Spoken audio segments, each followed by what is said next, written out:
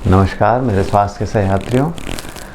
जिन मरीजों का वाल्व का ऑपरेशन हो चुका है, जिनकी वाल्व रिप्लेसमेंट सर्जरी हो चुकी है, उन मरीजों को ऑपरेशन के बाद किन चीज़ों का ध्यान रखना चाहिए, आइए आज चर्चा करते हैं इस विषय में।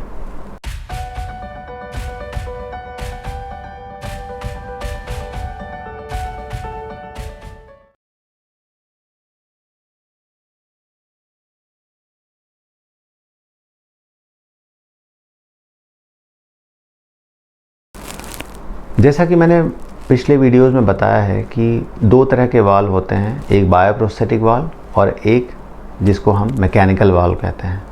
जो बायोप्रोस्थेटिक या टिश्यू वाल्व होता है उसकी एक लिमिटेड लाइफ होती है, एक समय सीमा के बाद वो ख़राब हो जाता है। इसलिए जिन मरीजों को बायोप्रोस्थेटिक वाल्व डला हुआ है उनको नियमित समय पर कम से कम 4-6 महीने के अंतराल पे डॉक्टर को रेगुलर दिखाना चाहिए और उनको इको या जो भी जांचें डॉक्टर कहें, आपको एडवाइस करें, वो रेगुलरली करवाना चाहिए। और इस बात के लिए मानसिक रूप से प्रिपेयर्ड होना चाहिए कि भविष्य में जाकर उनको दोबारा ऑपरेशन की आवश्यकता पड़ सकती है। जिन मरीजों को धातु का वाल्व लगा हुआ है, उन मरीजों को धातु का वाल्व लगाने का कारण ये होता है कि उन मरीजों को ज़्यादा ड्यूरेबिलिटी चाहिए, ज़्यादा लॉन्जिविटी चाहिए। ऐसे मरीज चाहते हैं कि उनका वाल्व लंबे समय तक चले, लेकिन उसके लिए उन्हें कुछ जिम्मेदारी, कुछ रिस्पॉन्सिबिलिटी निभानी पड़ती है, जिनमें सबसे महत्वपूर्ण है आपका PT-INR का टेस्ट। PT-INR के विषय में मैंने पिछले वीडियो में काफ़ी डिटेल में बताया था। यह टेस्ट आपको नियमित करवाना पड़ता है। खून पतला करने की दवा आपको नियमित खानी पड़ती है। उस दवा को, वो जो खून पतला करने की दवा है, उस दवा को आपको अच्छी तरह पहचानना है। उसकी मात्रा आपको अच्छी तरह से पता होनी चाहिए कि डॉक्टर ने किस मात्रा में आपको प्रिस्क्राइब किया है और उसे नियमित समय पर खाना है। और रेगुलरली PT-INR का टेस्ट आपको करवाते रहना है। इसमें बिल्कुल आलस ना करें, बिल्कुल लापरवाही ना करें कि डॉक्टर ने आपको 15 दिन बाद टेस्ट बोला और आप 2 महीने बाद टेस्ट करवा रहे हैं। इस तरह की लापरवाही आपके लिए जानलेवा हो सकती है। तो आप इस बात की गंभीरता को समझें और हॉस्पिटल से निकलने के बाद, डिस्चार्ज होने के बाद PT-INR पर विशेष ध्यान आपको जीवन भर रखना है। ऑपरेशन, किसी भी ओपन हार्ट सर्जरी के बाद जो रूटीन सावधानियां होती हैं वो सब आपको रखना है। जैसे आपको टाँके कटने तक आपको घाव का ध्यान रखना है। टाँके कटने के बाद बहुत भारी वज़न नहीं उठाना है, बहुत ज़्यादा एक्सर्शन नहीं करना है।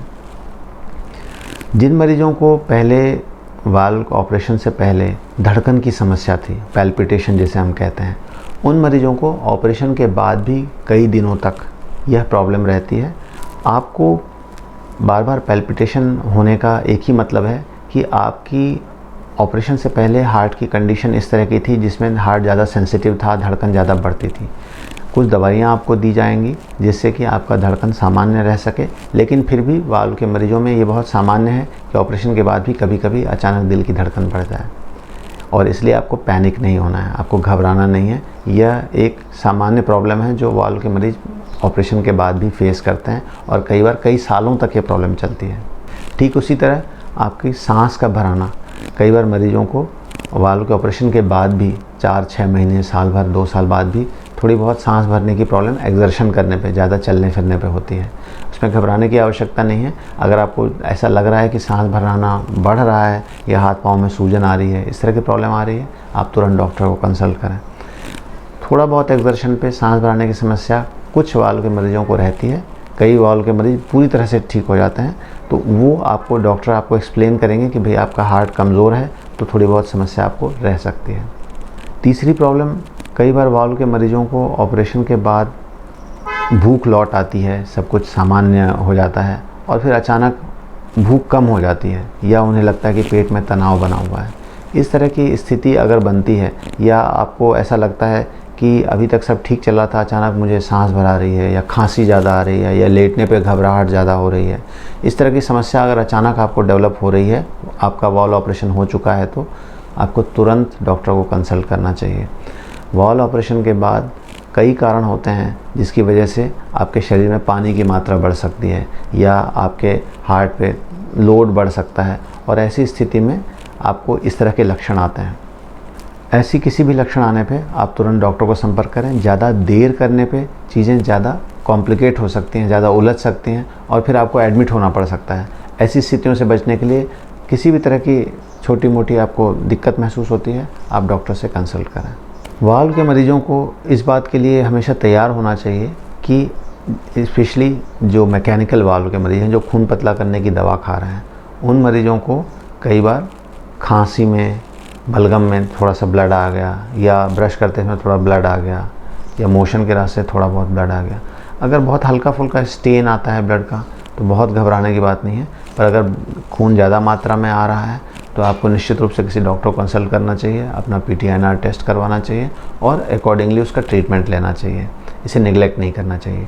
ठीक इसी तरह जैसे मैंने पिछले वीडियो में बताया, अगर आपको बार बार चक्कर आ रहे हैं, आपका सिर में दर्द हो रहा है, या आपको देखने में विज़न में प्रॉब्लम हो रही है, या डिप्लोपिया हो रहा है, दो दिख रहे हैं आपको इमेजेस, किसी तरह की भी दिक्कत, आपको सिर में बहुत ज़्यादा भारीपन लगातार बना हुआ है, आपको तुरंत डॉक्टर को कंसल्ट करना चाहिए। इसी तरह जैसा मैंने बताया कि जो मैकेनिकल वाल्व है, ऐसे मरीजों को टिक टिक की हल्की आवाज़ सुनाई देती है। अगर अचानक वो आवाज़ आपको सुनाई देनी बंद हो जाती है, या तो आपको एक बार किसी आसपास फिजिशियन को दिखाना चाहिए। वाल्व के मरीज़ जिनको कि बायोप्रोस्थेटिक वाल्व डला हुआ है, उन मरीजों को एज सच बहुत सारी सावधानियां नहीं रखनी पड़ती, लेकिन बायोप्रोस्थेटिक वाल्व के मरीजों में भी कुछ मरीजों में खून पतला करने की दवा दी जाती है कई कारणों से। उन मरीजों को उस बारे में लापरवाह नहीं होना चाहिए, बराबर नियम से वो दवाइयाँ लेते रहें। मैकेनिकल वाल्व या धातु का वाल्व जिन मरीजों को लगा है, खाने पीने में जो परहेज़ है उनको जीवन भर फॉलो करना पड़ता है। जो पत्तेदार, हरी पत्तेदार सब्जियां हैं, पालक, मेथी, बथुआ, चौलाई, पत्ता गोभी, टमाटर, ब्रोकोली, ये कुछ ऐसी सब्जियां हैं जिनमें विटामिन के की मात्रा थोड़ी ज़्यादा मात्रा में होती है, और विटामिन के जो है वो आपके PTINR को कम करता है, खून को गाढ़ा करता है। इसलिए इन चीज़ों का परहेज़ आपको जीवन भर रखना पड़ेगा, और अगर आपको खाने की बहुत इच्छा है तो सीमित मात्रा में एक नियमित अंतराल पर लें। ऐसा नहीं कि अपन कभी भी ज़्यादा मात्रा में इन चीज़ों का सेवन कर लें। और बाहर जब आप आउटडोर में कहीं खाना खाते हैं, पीते हैं, तो भी आपको इस बात का ध्यान रखना है कि खान पीन में आपको थोड़ी सी सावधानी रखने की ज़रूरत है। आप बिल्कुल लापरवाह नहीं हो सकते। कहीं ट्रैवलिंग के लिए जाते हैं आप, तो ये खून पतला करने की दवा की गोली आपको मिस नहीं होनी चाहिए। आप अगर बहुत दूर कहीं गांव में रहते हैं, जहाँ पे कि दवा की सुविधा उतनी उपलब्ध नहीं है, या जहाँ पे आना जाना मुश्किल है, या शहर बहुत दूर है, आपको जो गोली है वो एडवांस में कुछ ज़्यादा मात्रा में हमेशा रखनी चाहिए, क्योंकि किसी कारणवश अगर आना जाना बंद हो गया तो आपको वो गोली लेने में दिक्कत ना हो। अपने दवाई दुकान, जो नियर बाई दवा की दुकान है, वहाँ पे आप पहले से बता के रखें कि मुझे ये दवाई आगे के लिए भी चाहिए, तो वो कुछ स्टॉक हमेशा रखेंगे। ये दवा इतनी महत्वपूर्ण है कि इसको बंद करना बिल्कुल अफोर्ड नहीं कर सकते। अभी जब कोविड का लॉकडाउन लगा था, कई मरीजों ने लॉकडाउन की वजह से वो दवाई नहीं खाई, और कईयों को इस वजह से कॉम्प्लिकेशन भी देखने पड़े। तो कहने का मतलब ये है कि इस दवा को नियमित लेने के लिए आप हर संभव प्रयास करें, और पहले से कुछ दवा का स्टॉक रखें अपने पास, और अपने जो केमिस्ट हैं, जो आपके दवा की दुकान घर के आसपास हैं, उनको भी कुछ स्टॉक हमेशा मेंटेन करने के लिए रखें। अगर आप अपना PTINR रेगुलरली चेक करवाते रहें और डॉक्टर के कहे अनुसार दवा गोली बराबर खाते रहें, तो आपका वाल्व, जो मैकेनिकल वाल्व है, वो जीवन भर लंबे समय तक अच्छी तरह चलता रहेगा। इसके लिए आप आश्वस्त रहें।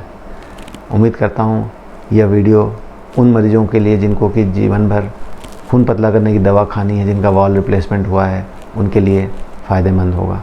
फिर मिलेंगे हम किसी नई श्वास यात्रा पर। तब तक के लिए नमस्कार।